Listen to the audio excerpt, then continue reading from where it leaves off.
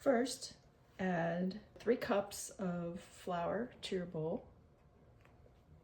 Next, you're going to add 1.5 teaspoons of sea salt. We're going to add 9.5 ounces of our German sourdough.